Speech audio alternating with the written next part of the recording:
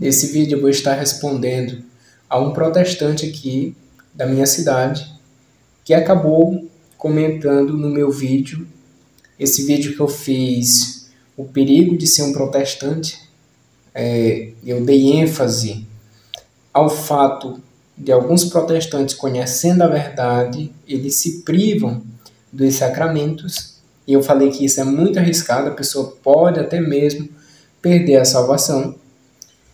E esse irmão aqui da minha cidade, que eu vou estar respondendo nesse vídeo, vou estar respondendo ele sobre o poder que os padres têm de perdoar pecados, porque nesse vídeo que eu fiz sobre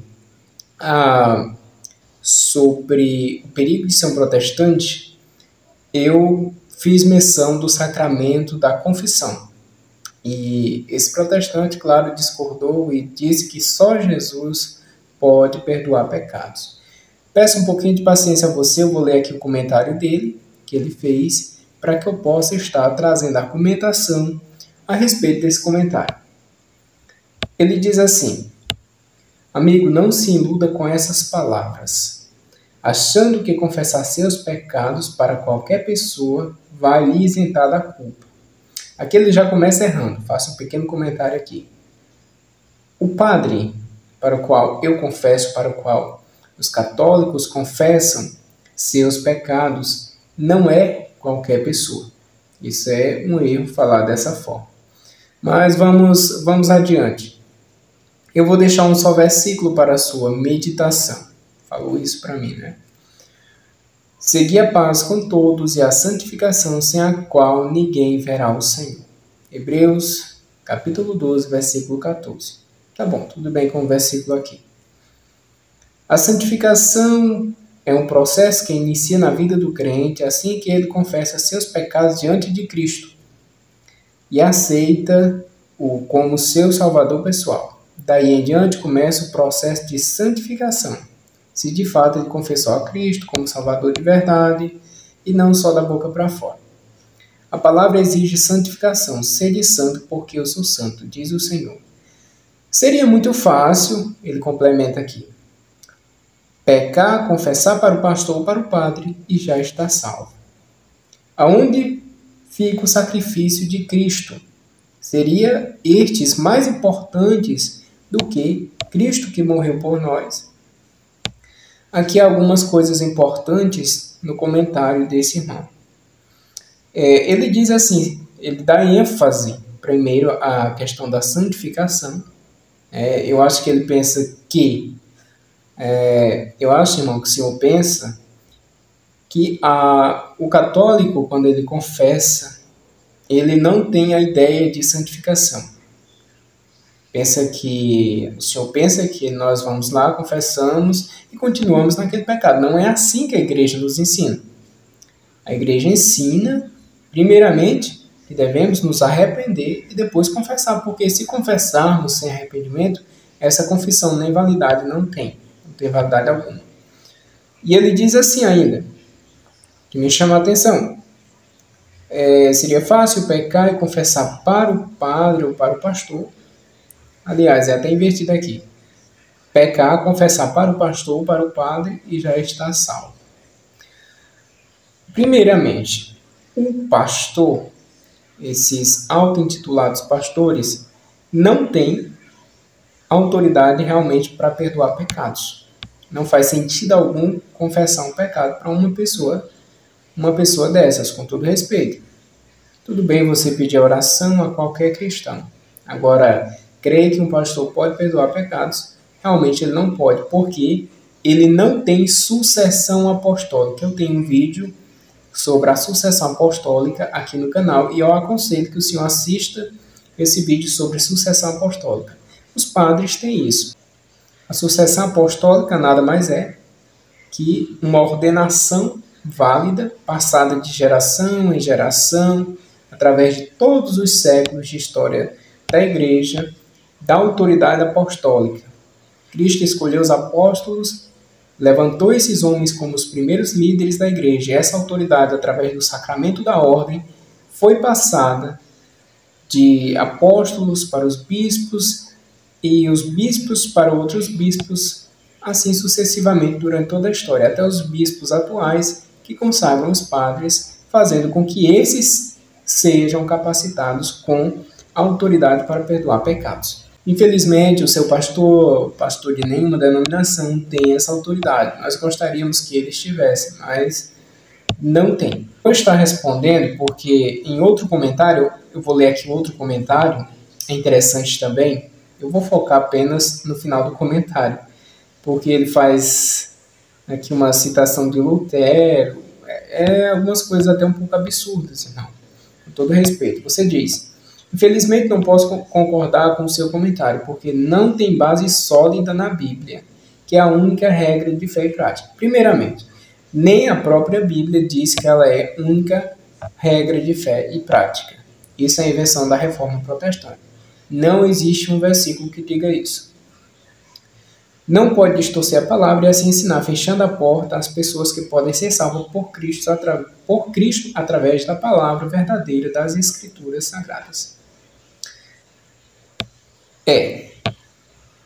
O que o Senhor chama de palavra verdadeira das Escrituras nada mais é que a sua interpretação, porque tudo que eu falo aqui está de acordo com a Bíblia. Eu não creio na sola Escritura, somente a Escritura como regra de fé. Porém, em nenhum momento eu entro em contradição com a Escritura, porque a Escritura é um instrumento da Igreja Católica. Aliás, não sei se o senhor sabe, mas foi a Igreja Católica que compilou a Bíblia, escreveu parte da Bíblia. Os apóstolos faziam parte da Igreja Católica. E já foi no seio católico que foi escrito o Novo Testamento. Vamos adiante ao comentário dele. Ao deflagrar a reforma protestante, Martinho Lutero fez questão de ressaltar a importância da Bíblia Sagrada como a palavra de Deus. A Igreja já sabia, sempre soube, que a Bíblia é importante, inclusive ela é um dos pilares da fé católica. Se até aquele dia a Igreja de Roma tinha suas tradições como mais importantes que as Sagradas Escrituras, veio Lutero e afirmou que a Bíblia é a nossa única norma em matéria de fé e prática. Aqui surge uma questão: de onde é que vem essa autoridade de Lutero? Eu não creio que o senhor conheça as 95 teses de Lutero. Lá, nas suas 95 teses, ele acredita até mesmo que o Papa é sucessor de São Pedro, coisa que o senhor não acredita. Então, quando o senhor honra Lutero dessa forma, como um super-herói, eu até penso que o senhor não conhece o pensamento de Lutero, porque o pensamento de Lutero é muito diferente do pensamento protestante atual. Ele acreditava na consubstanciação, por exemplo. Ele não cria que a ceia era algo simplesmente simbólico. Ele não cria como a sua denominação, inclusive, crê. Só concluindo o comentário do irmão aqui, ele diz que o único que pode perdoar pecado é Cristo Jesus. Eu vou partir aqui do seu pensamento, não vou usar a tradição da igreja, eu vou usar apenas a Escritura. Não creio em sola Escritura, mas usarei somente a Escritura e vou mostrar que as próprias Escrituras ensinam que Cristo, sim, ele deu autoridade para os sucessores dos apóstolos perdoarem os pecados. Seus pastores não são sucessores dos apóstolos. Os padres católicos ortodoxos são, de certa forma, ligados à sucessão apostólica. Mateus capítulo 9, versículo 6. Ora, para que saibais que o Filho do Homem tem sobre a terra autoridade para perdoar pecados, grave isso, autoridade para perdoar pecados, repito, autoridade para perdoar pecados, disse então ao paralítico. Jesus aqui vai provar que tem autoridade para perdoar pecados, curando o paralítico. Olha o restante do versículo que diz: levanta-te, toma o teu leito e vai para a tua casa. Jesus provou que tinha autoridade para perdoar pecados, porque ele foi questionado, ele foi acusado de blasfemar por declarar os pecados daquele homem perdoados. Veja todo o contexto, pode pegar Mateus capítulo 9 e comece a ler a partir do primeiro versículo até o versículo 8, lhe aconselho. Vamos adiante nesse texto que tem algo precioso mais à frente. E este, levantando-se, foi para sua casa. Vamos observar o versículo 8. Lembra de qual autoridade o texto está falando? Qual autoridade o texto está enfatizando? Eu fiz questão de enfatizar aqui, repetindo o texto. Olha só, a autoridade para perdoar pecados, está lá no versículo 6. Agora veja o que acontece no versículo 8. E as multidões, vendo isso, temeram e glorificaram a Deus que dera tal autoridade aos homens. Vamos? E glorificaram a Deus que dera tal autoridade aos homens, no plural. Tradução protestante de João Ferreira de Almeida. Usei a tradução protestante para que não haja desconfiança. Vamos lá. Qual autoridade, irmão, o texto trata? Qual autoridade Cristo prova ter nesse texto? Autoridade para perdoar pecados. E no versículo 8 nós vemos que as multidões ficaram admiradas porque Deus deu aos homens, não foi ao homem Jesus somente, mas aos homens, autoridade para perdoar pecados. Que homens são esses? Agora fica essa questão. Quem são esses homens que têm autoridade para perdoar pecados? Vamos a mais um texto da Palavra de Deus para sabermos quem são esses homens. E agora, irmão, com todo respeito, você é uma pessoa que tem muita boa vontade, eu acredito, é uma pessoa temente a Deus. Agora eu pergunto, o senhor crê na Escritura ou crê no ensinamento, na doutrina, da interpretação da sua denominação? Porque eu estou lhe mostrando na Escritura. A Escritura dá margem para essa doutrina. A Escritura dá base sólida para essa doutrina.